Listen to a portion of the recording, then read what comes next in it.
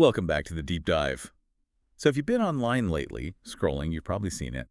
That ad for the quick effect coating agent, Oh, yeah, that one. right? It promises, professional ceramic coating results like instantly. Just spray it on. Instant mirror gloss Sure. right out of a bottle. That's the promise. And, well, that's our mission today, isn't it? We're going to cut through that hype. Exactly. Is this stuff actually revolutionary, or is it just, overpriced, drop-shipped snake oil, basically? We looked into the chemistry, the reviews you shared. Yeah, because that's the real head scratcher. How does this generic-looking spray bottle suddenly get sold for premium prices on these flashy websites with fake countdown clocks and all that? Totally. It screams hype.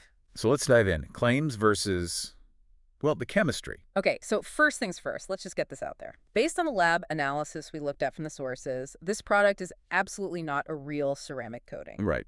Not ceramic. No. The key thing it's missing is silicon dioxide, SiO2. AO2, okay. Yeah, that's the essential stuff. It's what gives real ceramic coatings their durability, their hardness, the actual long-term paint protection. Yeah. Without that Si2, you just don't have a true coating. It can't last. So if it doesn't have the silicon dioxide, Yeah.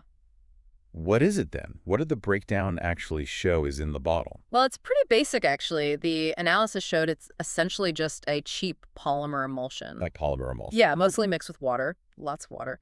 And some simple surfactants, basically foaming agents, things to help it spread easily. Oh, okay. It's the kind of stuff you find in the absolute cheapest quick detailer sprays, designed to glide on, spread the polymer quickly, look shiny for a moment.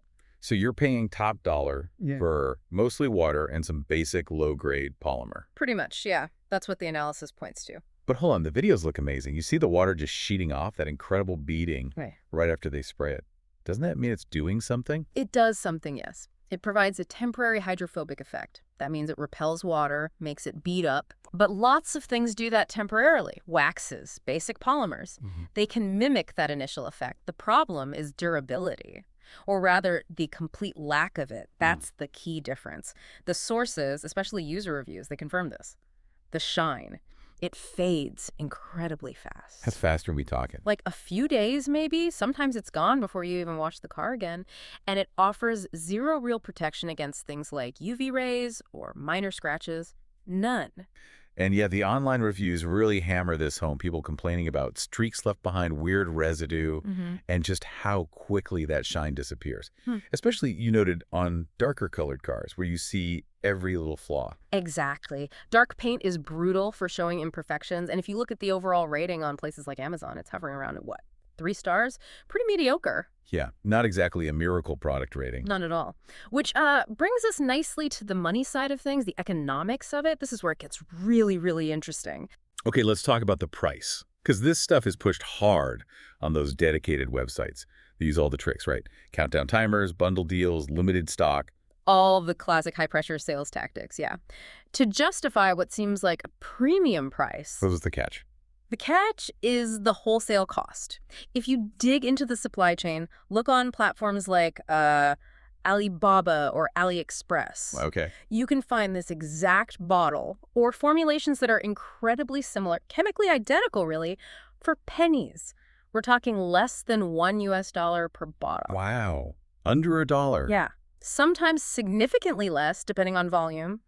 It's textbook drop shipping. Buy cheap, create a flashy brand, market up massively. And spend all the profit on aggressive marketing to keep the cycle going. Precisely. The huge margin isn't going into product quality. It's funding those ads you keep seeing. Right. So let's sum this up for everyone listening. It's not quite a scam because you do get a bottle of something. Correct. You get a product. But what you're getting is a very cheap temporary gloss spray that's been wildly overhyped with misleading advertising.